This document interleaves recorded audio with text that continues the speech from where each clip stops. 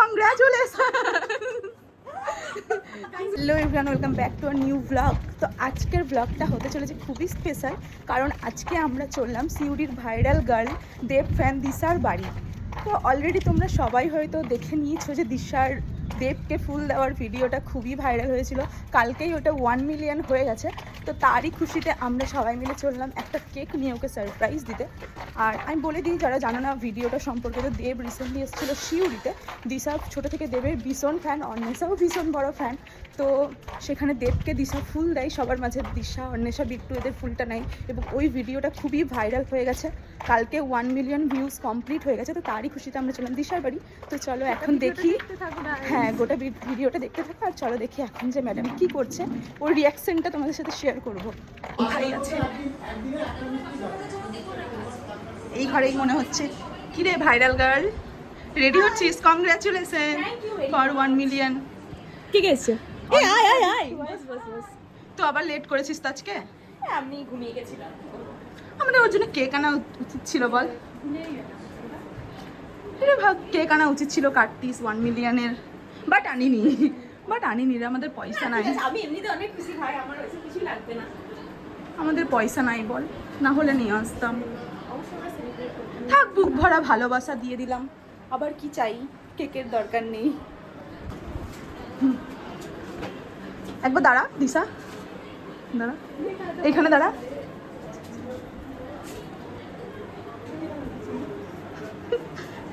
বিট্টু দাঁড়া দাঁড়া না, দাঁড়া না, টাকা টাকা টাকা, চার চোখটা। কংগ্রাচুলেশন। দাঁড়া দাঁড়া, খোল আস্তে আস্তে। এইখানে দুটো কেক আছে, একটা চম্পার, একটু পর বলছি। চম্পারটা উঠিয়ে নে আস্তে করে। তোমরা কেকটা চন্দনাদির কাছ থেকে নিয়েছি আমি, ফেসবুক প্রোফাইল লিঙ্ক আমি দিয়ে দেবো। দিদি সত্যিই অসাধারণ কেক বানাই, আমি আগেও খেয়েছি, খুবই টেস্টি। আর আমি কালকে অনেক রাত্রিবেলা বলেছিলাম কেকটার জন্য, কারণ 1 মিলিয়ন হয়েছিল বিকালের সময়। তো রাত্রিবেলা বলেছিলাম, তাও দিদি বানিয়ে দিয়েছে। তো চলো এবার কেকটা কাটবো। ছবি গাইজ, আমি তোমাদেরকে কিছু কথা বলে দিতে চাই। সেটা হচ্ছে যে কালকে আমি বাইরে ছিলাম, তখন আমাকে কয়েকটা ভাই মেসেজ করেছিল যে কনগ্রাচুলেশনস 1 মিলিয়ন ভিউজের জন্য। তারপরে গিয়ে আমি চেক করে দেখেছি হ্যাঁ 1 মিলিয়ন হয়ে গেছে। তো এই ভিডিওটা আপলোড করার পরে একজন 1 মিলিয়ন হবেই, সেটার জন্য আশা ধরেছিল, সেটা হচ্ছে এই একজন। তো ওর আশা পূর্ণ হয়ে গেছে। আর আমি এত কিছু হবে ভাবিনি।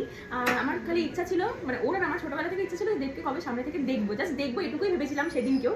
এত কাছ থেকে যে নিজের হাতে ফুল দিতে পারবো, তারপরে হ্যান্ডশেক করতে পারবো, নিজে টাইম কিস দেবে, ভাবতেই হাই করবে, এগুলো আমরা কেউ ভাবিনি। এগুলো আমাদের সঙ্গে উপরি পাওয়া। তারপরে তো ভিডিওটা ভালো করে এত সুন্দর ক্রিয়েশন দিয়ে বানিয়েছিল, সেটা হচ্ছে কোয়েল। কারণ কি দেবদা যখন সামনে এসে, তখনও আমরা যদি ফ্যান না হতামও, তাহলে এত বড় সেলিব্রিটি সামনে আসলে হয়তো আমরা ভালো করে ভিডিও করতে পারতাম না, দেবদাকেই দেখতে থেকে যেতাম। কিন্তু ও ভিডিওতেই মেইন ফোকাস করেছে। আর আমি যবে থেকে শুনেছি যে দেবদা আসছে, তা আমার থেকে বেশি এক্সাইটেড ভিডিও করা নিয়ে ওই ছিল, যে তোকে আমি এরকম করে ভিডিও করে দেবো, ওরকম করে ভিডিও করে দেবো। তো ফাইনালিও সেটা করেওছে। অ্যাকচুয়ালি যবে থেকে শুনেছি, প্রথম কথা হচ্ছে প্রথমে দেবদার আসার কথা ছিল কিছুদিন আগে, বাট তখন আমরা বাইরে ছিলাম আর দেবদাও আসতে পারেনি কিছু কারণবশত। তো যাই, হ্যাঁ মনে হয় ওই কারণের জন্যই আগুন লেগে গেছিলো তার জন্য। তো তখন দিশার তো খুব মন খারাপ হয়ে গেছিলো, বাট বাইরে ছিল, যদি চলে আসতো কিছু করার ছিল না। কিন্তু ভগবান যদি চাই না, তাহলে সব কিছু সম্ভব। তার জন্য তখন দেবদা আসেনি। আর আমরা যখন শিউড়িতে ছিলাম তখন এসেছিল দিশা। আর একদিন আগে আমি জানতে পারি দিশা প্রথমে বলেছে কোর্ট দিতে যাবে, মানে করিমঘাটে আমার বাড়ি ছিল, সেখানে যাবে।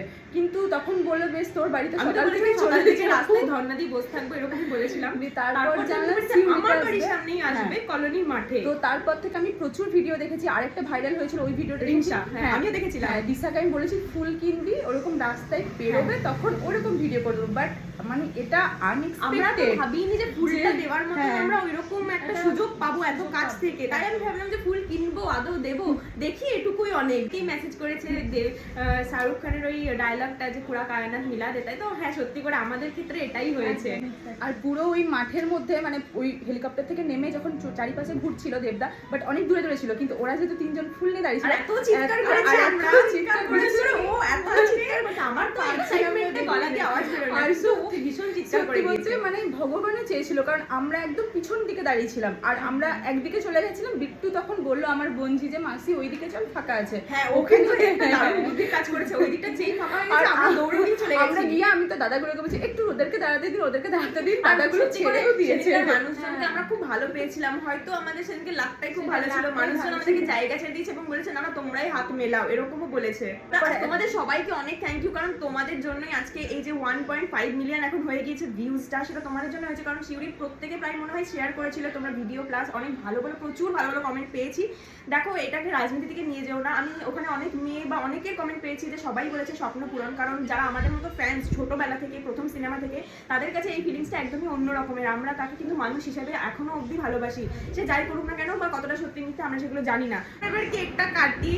তো এখন কারেন্টও অফ হয়ে গেছে, বাইরে প্রচন্ড ঝড় বৃষ্টি, বৃষ্টি এখনো হয়নি, ঝড় এসছে। তো আমরা এই রুম থেকে অন্য রুমে যাবো কেক কাটার জন্য। তো চলো আমরা এবার লাইটে এসেছি, কারেন্ট চলে গিয়েছে, বাইরে ঝড় হচ্ছে, একটা দারুণ একটা এনভায়রনমেন্ট ক্রিয়েট হয়ে গেছে।